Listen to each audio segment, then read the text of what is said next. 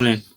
My name is Danladi. I want us to talk about a car that came to our shop recently. The customer complaint was the check engine light was on, but on the visual inspection, this car seems to work very perfectly. When you look at the exhaust, the steam was coming out, the combustion was okay, but the only problem that you go see on the dashboard is this check engine light.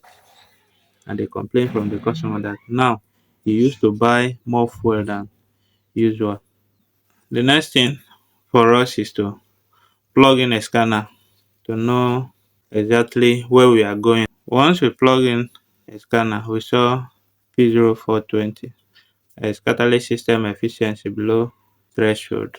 Yeah, we now know where we are going, but it does not mean that this car has a catalyst issue. Don't diagnose issue like that. If you go straight ahead to tell the customer that your catalyst is bad without any tests, that will be a very expensive repair because there are many things attached to where catalyst is. So if we have issue like this, because there's no any accompanying code, no lean exhaust code, no vacuum leaks, anything related code apart from this P0420. Now, the next thing for us to check is the voltages of the two oxygen sensors, the upstream and the downstream oxygen sensor. Although the upstream oxygen sensor has little or nothing to do with the catalyst itself. Our main concern is that downstream oxygen sensor. But we have to compare whether the downstream oxygen sensor is mimicking the movement of that upstream oxygen sensor. So in the next slide, I will explain how the behavior of a good oxygen sensor in relation to a good catalyst looks like on a graph. Now we are trying to view the readings of the two oxygen sensors, their graph patterns. We don't want to see a graph pattern where a downstream oxygen sensor is trying to resemble the upstream oxygen sensor. It should change relatively slow compared to the upstream oxygen sensor. What does the reading of these two sensors represent? The downstream oxygen sensor represents the oxygen storage capacity of the catalyst. So when it reads high, it means that the catalyst has absorbed a lot of oxygen. When it comes down, it has lose a lot of oxygen. That's how the voltage is interpreted. Now this is a road test.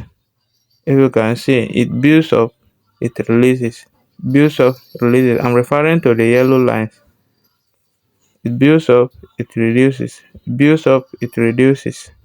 So it cannot hold on to oxygen for a long time. So once it begins to move like this, the ECM always interpret it as the catalyst is not able to retain enough oxygen. That's why that P0420 is coming out on the dashboard. If this pattern, if this long wavelength continues over a long time, like 2 to 3 minutes, the P0420 will come in as a pending code, even when it's not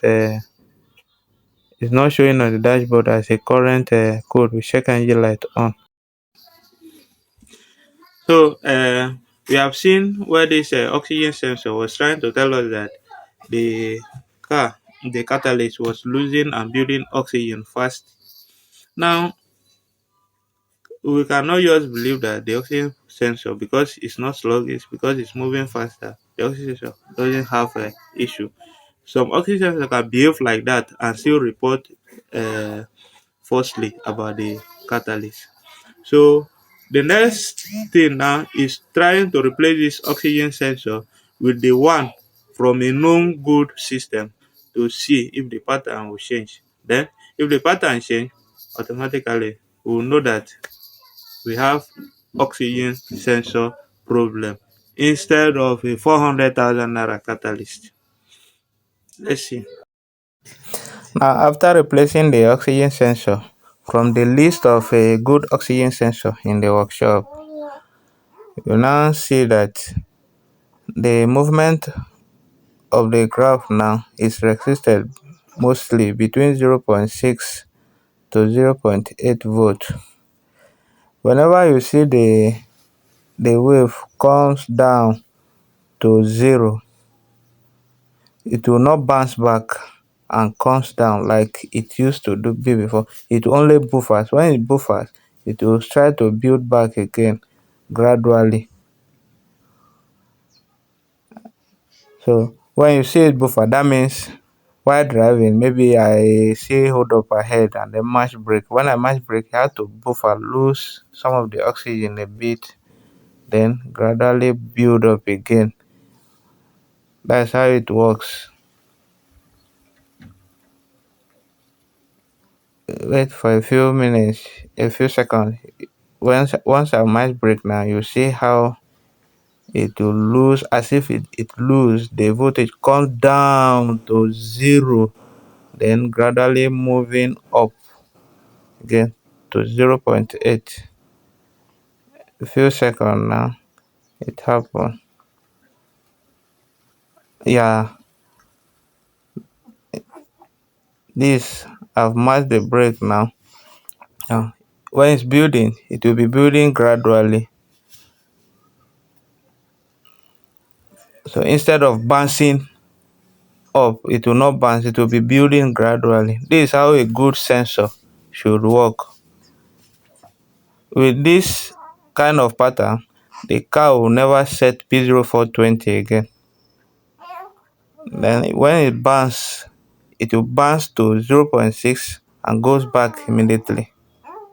So this kind of pattern, we call this type of work a problem solved. Now we have seen that replacing the oxygen sensor have solved this problem. It does not always mean that all the time that this is what we will do whenever we get this problem. Whenever a customer brought in a car to the workshop, we don't just because we plug in a scanner, we don't just tell you that you should go and spend money like that. A series of tests we need to carry out on any issue we find out, because diagnosis is just a clue, not a part order. Cannot just because we scan a car and tell you immediately, go and replace this, go and replace that. We don't do that until we confirm it. So at Dreamland Motor Engineering Works, confirmation is our primary goal before we allow you to spend your money at all.